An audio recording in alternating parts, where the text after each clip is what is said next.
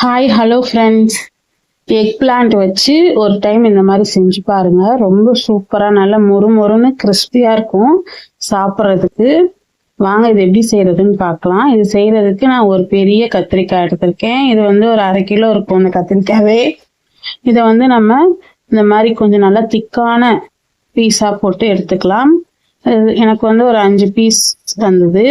அந்த அளவுக்கு நீங்கள் பீஸ் போட்டு எடுத்துக்கோங்க. ரொம்ப மெலிசாக கட் பண்ணிட வேணாம், கொஞ்சம் நல்லா திக்காக அந்த மாதிரி கட் பண்ணிக்கோங்க. நான் கட் பண்ணுற மாதிரியே. இப்போ எல்லாமே இந்த மாதிரி பீஸாக கட் பண்ணிட்டோம். இதை வந்து நம்ம தனித்தனியாக இந்த மாதிரி பிரிச்சுட்டு கட் பண்ணிக்கலாம். இந்த மாதிரி கோடு போட்டு கட் பண்ணிக்கோங்க.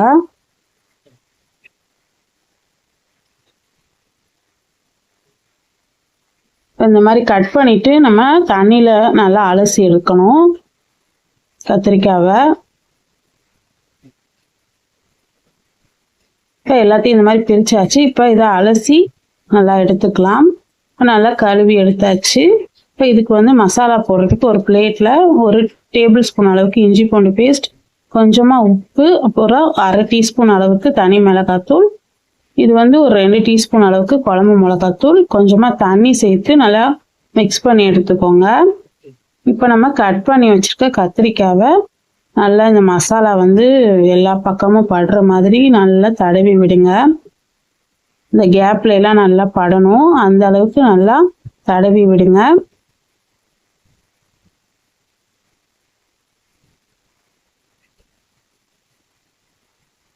இது ஒரு சைடு நல்லா ஊறட்டும். இப்போ வந்து நம்ம ஒரு மசாலா இதுக்கு ரெடி பண்ண போகிறோம் ஃப்ரை பண்ணுறதுக்கு. அதுக்கு 1 டேபிள் ஸ்பூன் அளவுக்கு தனி மிளகாத்தூள், 1 டேபிள் ஸ்பூன் மல்லித்தூள், சீரகத்தூள் ஒரு 1/2 டீஸ்பூன் சேர்த்துக்கோங்க, சோம்புத்தூள் 1 டீஸ்பூன், கொஞ்சமாக கரம் மசாலா 1 டீஸ்பூன் சேர்த்துக்கோங்க, அப்புறம் 2 டேபிள் ஸ்பூன் கார்ன்ஃப்ளவரு, அப்புறம் 2 டேபிள் ஸ்பூன் அரிசி மாவு, கொஞ்சமாக இந்த மசாலாக்கு தேவையான அளவு உப்பு சேர்த்துட்டு நல்லா கலந்துட்டு இதில் பாதி அளவு எடுத்து தனியாக ஒரு பவுலில் எடுத்து வச்சுக்கோங்க. இது கூடவே ஒரு 2 கொத்து கருவேப்பிலையை பச்சையாக அரைச்சி வச்சுருக்கேன். தண்ணி எதுவும் ஊற்றாமல் அதையும் சேர்த்துட்டு நல்லா மிக்ஸ் பண்ணுங்க. நீங்கள் இந்த மசாலா மாதிரி இந்த மாதிரி யூஸ் பண்ணிவிட்டு நீங்கள் ஃபிஷ் ஃப்ரை கூட இதே மெத்தடில் செஞ்சு பார்க்கலாம். ரொம்ப சூப்பராக நல்லா மொறுன்னு சாப்பிட்றதுக்கு ரொம்ப டேஸ்ட்டாக இருக்கும். இப்போ இந்த கத்திரிக்காய் மேலே மசாலாவை நல்லா இந்த மாதிரி பரவலாக போடுங்க. இடையில இந்த கேப்பில் எல்லா இடத்துலையுமே நல்லா ஃபில் பண்ணுங்க.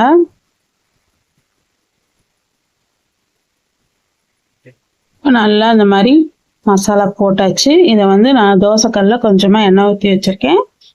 நம்ம ரோஸ்ட் பண்ணி எடுக்க வேண்டியது தான். ரொம்பவே ஈஸியான ரெசிபி, கண்டிப்பாக செஞ்சு பாருங்கள். டேஸ்ட் ரொம்ப சூப்பராக நல்லா மொறுன்னு இருக்கும்.